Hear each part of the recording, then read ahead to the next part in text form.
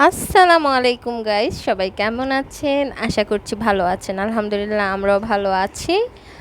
দেখতে পাচ্ছেন যে কি সুন্দর ওয়েদার।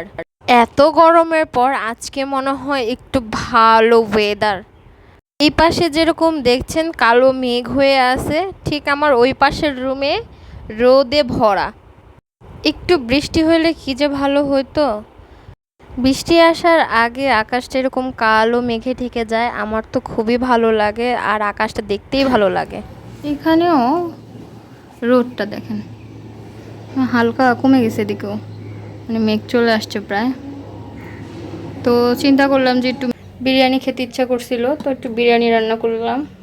আর মাংসটা ম্যারিনেট করা ছিল অনেকক্ষণ, রাইস কুকারে দিয়ে দিছি, হয়ে গেছে। আপনাদের ভাইয়া চলে আসলে আমরা খেয়ে নিব। আর এদিকে আমি একটু আমার রূপচর্চা করছিলাম। এই উপটানটা খুবই ভালো, মুখের অনেক দাগ কমায় এবং স্কিনটা অনেকটা ব্রাইট করে। ইনশাল্লাহ আপনাদের সাথে শেয়ার করব এই উপটানের রেসিপি। আশা করব আপনাদের ভালোই লাগবে।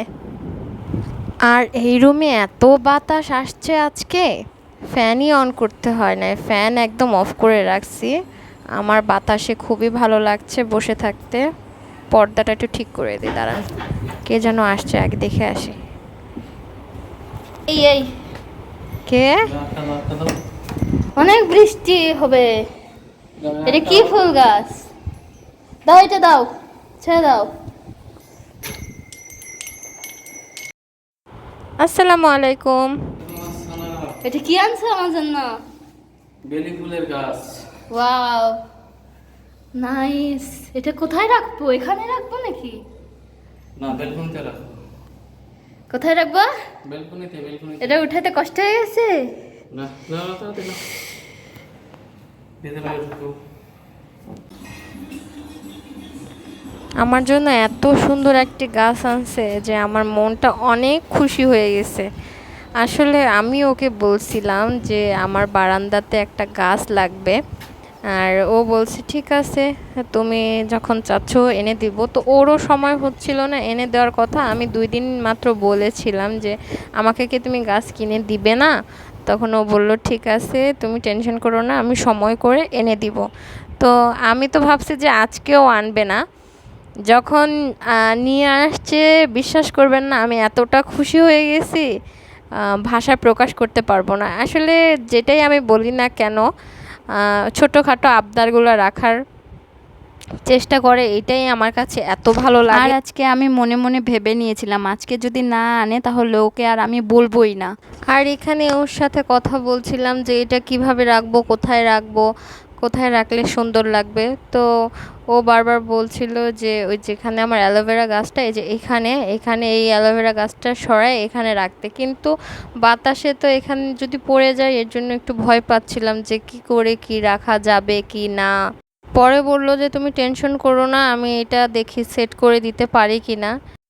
ও এখনই আমার গাছটা সেট করে দিচ্ছে। আমি বললাম যে অফিস থেকে আসছো, একটু রেস্ট নাও, তারপরে দেখা যাবে। বলল যে না, আগে তোমাকে এটা সেট করে দেই, তারপরে রেস্ট নেওয়া যাবে। তো বললাম ঠিক আছে। আর আমার খুবই গাছ ভালো লাগে, আমার ইচ্ছা করে যে বারান্দাতে আমি গাছ লাগিয়ে ভরে ফেলবো, কিন্তু সেটা হয়ে ওঠে না, কারণ আমি বেশি একটা বাসায় থাকি না। আবার গাছে পানি দেওয়া না হলে ঠিক মতো গাছগুলো মরে যাবে, এই ভয়ে আমি আর গাছ লাগাই না তেমন একটা। এখন চিন্তা করছি যে অল্প অল্প করে গাছ লাগাবো, গাছের মায়াতে অবশ্য এখানে থাকা যাবে। বারান্দাতে আর কি কি গাছ লাগালে ভালো হবে অবশ্যই কমেন্ট করে জানাবেন। তো আমি এখন চিন্তা করছি যে ফুলের গাছই বেশি করে লাগাবো। গাছকে কেন জানি মনে হয় যে এটা আমার নিজের সন্তান, এরকম মনে হয়। যেই সব কলি দেখতে পাচ্ছি, কারণ গাছটা এত সুন্দর, গাছে অনেকগুলা কলি ছিল, মনে হচ্ছে যে কালকের মধ্যে ফুটে যাবে। আর বৃষ্টির আশা করছিলাম, বৃষ্টি তো আর হলো না, দেখা যাক কি হয়। বাজে এখন হচ্ছে যে 10টা, আর এত সুন্দর স্মেল বের হয়েছে। এসে দেখে আমি এই যে একটা ফুটছে, এই পাশে একটা ফুটছে, এইটা ফুটছে, অনেক অনেক সুন্দর স্মেল বের হচ্ছে। সেই সুন্দর গন্ধ। আমি এটা করতেছি এইখানে আরেকটা গোলাপ ফুলের গাছ লাগাবো, তাহলে অনেক সুন্দর হবে দেখতে। খাওয়া দাওয়া করে প্রায় শুয়ে পড়ছিলাম, তারপরে দেখি নাকে অনেক সুন্দর স্মেল লাগছে।